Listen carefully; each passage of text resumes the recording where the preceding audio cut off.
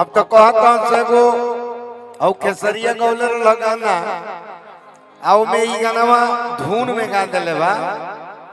तो कहता से ओकर गावलो 2004 में गौलर रहली ओकरी कहानी पैदो भली हो सकिना गावे के बाद आ सोनी गावत रहले हैं। बैठ जाओ भाई,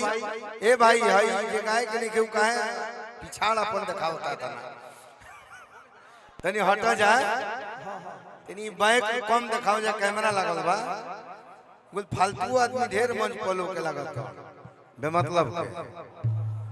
तो सनी बाबू हेलो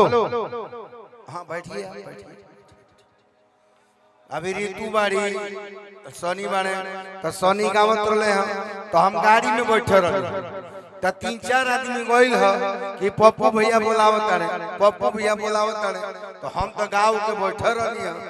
कि भाई अब सोनी गई हन त ऋतु गई हन ओकरा बाद फिर हम जाई तो 3-4 आदमी धो के लेके आ गइल त आ गइल त आ गइल तो ऐसे किसी नहीं ना बेटा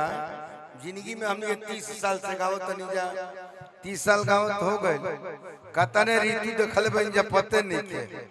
आ कतना स्टार देखल बन जाई वो पता नहीं के कतना आइले आ चलियो गई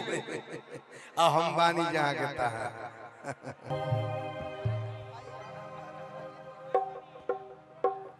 जितना लायक हम बानी उतना हमरा की इज्जत मिलल है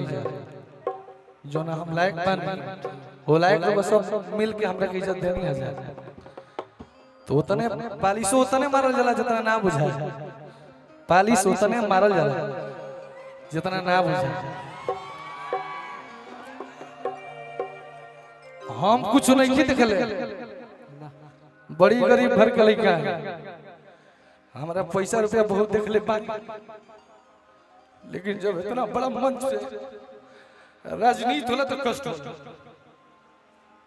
जोने ना रुआ पैसा दिखा देनी है मालिक मैं पैसे में खेला करा देला हमो मन फाइल भाई नो हमर गाना नहीं सुन लो भाई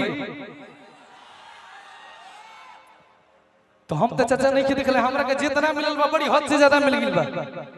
हम तो पागल घर के आवारा लइका हे घर के आके पुतरी भइल बा लेकिन मंच पर हम कलाकार हैं मंच पर हम लइका थोड़े ना मंच पर हम कलाकार हैं तो केहू के कपार पर चढ़ा ला केहू के लात से मार काटा दो ऐसा मत करिए साहब बड़ा ठेस लगेला।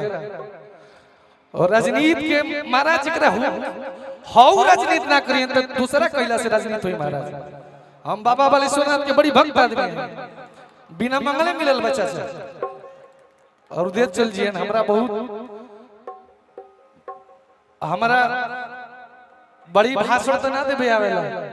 बहुत बड़े बड़े कलाकार ई जबानी इजे रह गए लेकिन वही बीच में पवन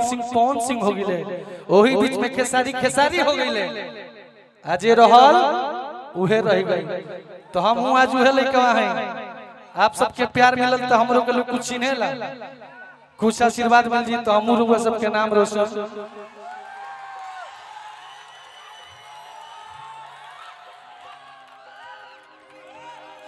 कुछ गलती भइल हुई तो क्षमा जरूर कब अपन हृदय के कष्ट हुआ सबके सामने कहनी लेकिन ठीक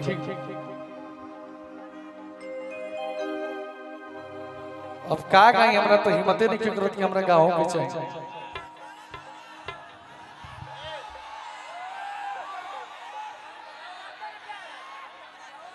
प्रेम से बोलिए बाबा बालेश्वरनाथ की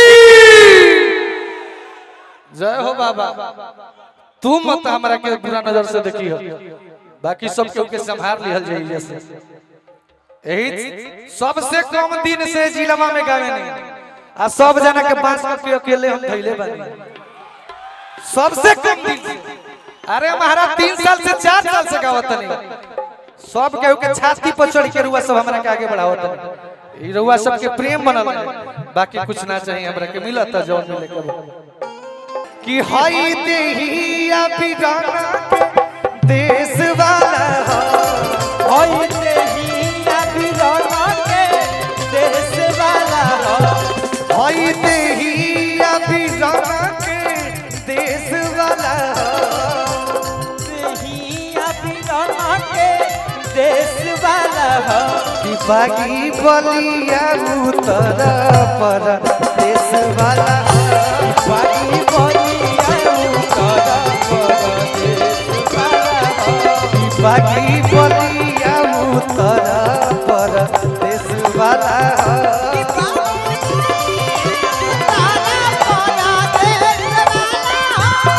हई देहिया बिगड़ा के देश वाला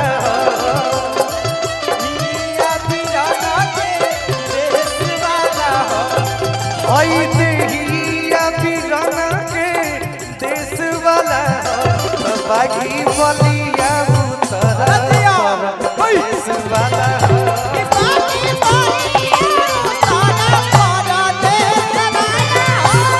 बागी बलिया उतर पर देश वाला बागी बलिया उतर चाचा चाचा हेलो केतने ना कहि जे भी बा कि हई खून क्रांतिकारी परिवेश वाला ई बागी बलिया के खून क्रांतिकारी वाला हक ना भैया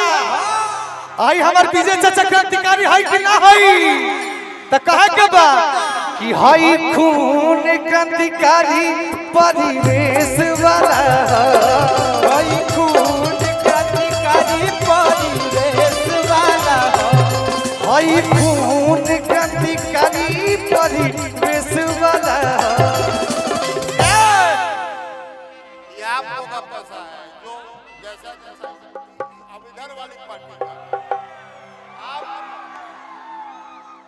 भैया एक बार सब कोई चाचा खाली ताली बजाई और ताली बजा के होई कि हई खून क्रांतिकारी परिवेश वाला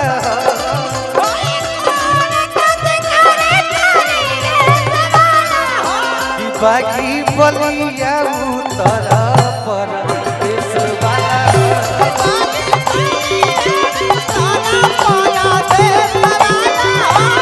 बागी बलिया उतर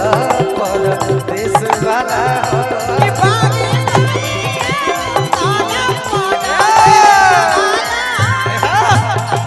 एतना ना अरे कि हई देहिया लदाइल खाली केस वाला हई देह पर ना जाने रउआ लोग खातिर कितना केस लदाइल होई अपना खातिर ना ई खाली जनता खातिर केस लड़े वाला ई चाचा है एक बार चाचा खातिर ताली बजिए कहे का बा कि हई देहिया लदाइल खाली केस वाला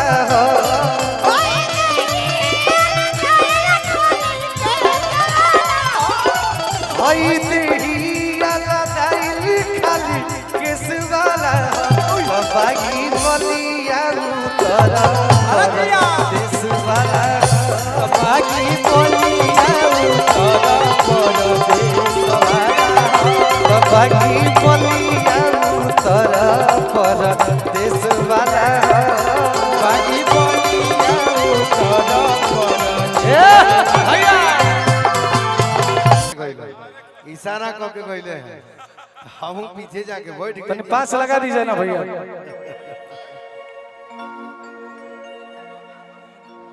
हो जाओ चाचा के सम्मान में गाना जी अरे कि गली गली हा बाहुबली घूमले कि लेके एक नालिया तू नाली घूमले कि इहा बच्चा बच्चा बाबू